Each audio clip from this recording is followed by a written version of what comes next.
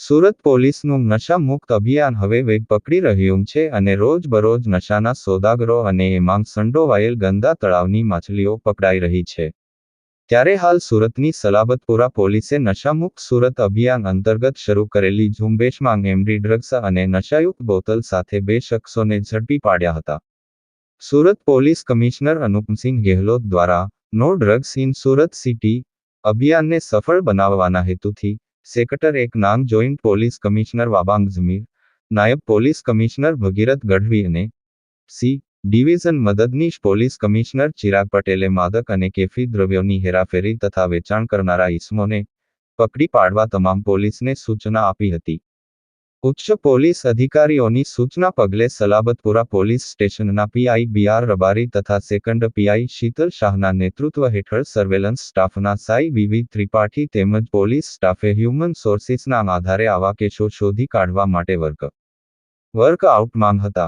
આ દરમિયાન સર્વેલન્સ સ્ટાફના મદદનીશ હેડ કોન્સ્ટેબલ ભૂપેન્દ્રભાઈ નાનુભાઈને મળેલી આધારભૂત બાતમીના આધારે રુસ્તમપુરા અકબર શહીદના ટેકરો શેરલી બાવાની દરગાહ પાસેથી 2 ઇસમોને પ્રતિબંધિત મેફેડ્રોન ડ્રગ્સ 2.60 ગ્રામ તથા હાલમાં નશો કરવામાં ઉપયોગમાં લેવાતી કનેક્સ ટી નામની સિરપની નાની મોટી મળી કુલ 122 બોતલ સાથે ઝડપી પાડી બંને શખ્સો વિરુદ્ધ એનડીપીએસ એક્ટ મુજબની કાર્યવાહી કરવામાં આવી છે। આ ઉપરાંત અન્ય 3 જેટલા ઇસમોને વોન્ટેડ જાહેર કરવામાં આવેલ છે। પોલીસની રેડમાં 28 વર્ષીય મોહમ્મદ કામિલ સુલેમાન શેખ અને રિઝવાન ઇકબાલ શેખ પકડાઈ જવા પામ્યા હતા। સલાબતપુરા પોલીસે 3,25,000 રૂપિયાની કિંમતનો 2.60 ગ્રામ મેફેડ્રોન ડ્રગ્સ તથા નશાયુક્ત કનેક્સ ટી સિરપની નાની મોટી 122 બોતલ સહિત મોબાઈલ અને રોકડા રૂપિયાનો મુદ્દામાલ કબજે કર્યો હતો। સાંભળીએ ડીસીપી ભગીરથ ગઢવીને।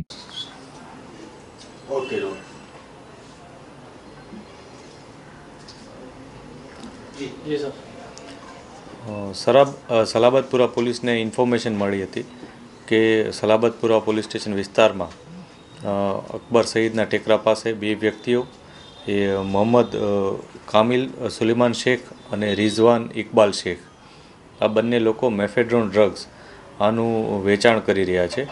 જે ઇન્ફોર્મેશનના આધારે પોલીસે નિયમાનુસાર રેડ કરી હતી।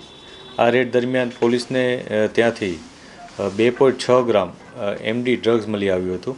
આ ઉપરાંત 122 બોટલ કોડેક કરીને જે સિરપ આવે છે જે કોઈપણ જાતના પ્રિસ્ક્રિપ્શન વગર વેચાણ કરવાનો પ્રતિબંધ હોય છે તો એ પણ મળી આવી હતી અને એવી 122 નાની મોટી બોટલો પણ મળી આવી હતી।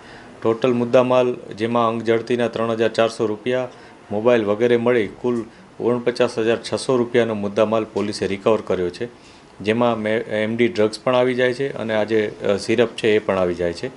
આ બનાવમાં અન્ય 3 વ્યક્તિઓ પણ સામેલ છે જે અત્યારે પકડવા પર બાકી છે। જેમાં એકનું નામ સાઈદ છે, એકનું નામ વિકી શાંતારામ ભાવે છે અને એકનું નામ સોહેલ ઇસ્માઇલ ખંજર છે।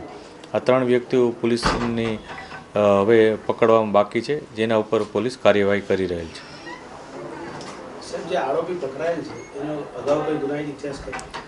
પોલીસે અત્યારે જે આરોપીઓની ધરપકડ કરી છે એમાંથી 2 આરોપીઓ જે છે એ બંને આરોપીઓ અગાઉ ચોરીના ગુનામાં સલાબતપુરા અને સુરત રેલવે પોલીસ સ્ટેશનના ગુનામાં સંડોવાયેલા હતા અને અહીંયા એ લોકો આ પ્રકારે ડ્રગ્સનું સેવન પણ કરતા હતા અને વેચાણ પણ કરતા હતા।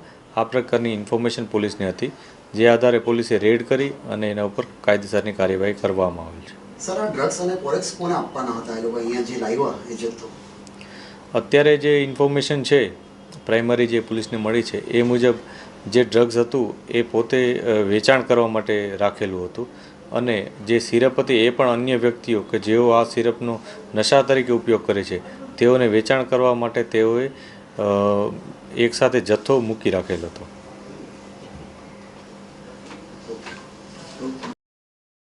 લાલગેટ, બેસ્તાન, સલાબતપુરા જેવા વિસ્તારોમાં એમડી અને નશાકારક સિરપ સહિત ચીજ વસ્તુઓનું વેચાણ કરતા ઇસમો હાલ જેલના સળિયા પાછળ ધકેલાઈ રહ્યા છે। ત્યારે જાગૃત નાગરિકો પોલીસને સાથ સહકાર આપશે તો ચોક્કસપણ ગંદા તળાવની નાની માછલીઓ સહિત મોટા મગરમચ્છ પણ પકડાશે તેમાં કોઈ બેમત નથી।